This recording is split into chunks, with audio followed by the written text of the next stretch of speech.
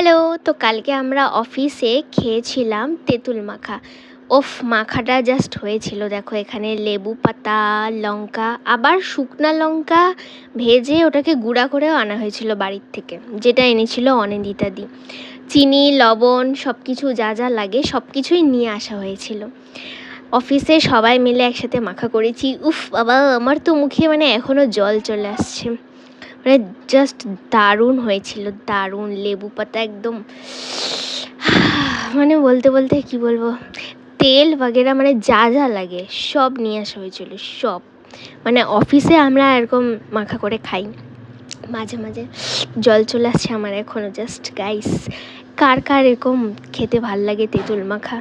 কার কার কি, সবারই ভাল লাগবে। যাই হোক, আর এখানে আমাদের মাখা কমপ্লিট। এই হচ্ছে অনিন্দাদি, আমাদের শেফ, আর ওর অ্যাসিস্ট্যান্ট এই যে পিয়ালি। তারপরে আমাদের খাওয়া দাওয়া শুরু হয়ে গিয়েছিল। Tata guys.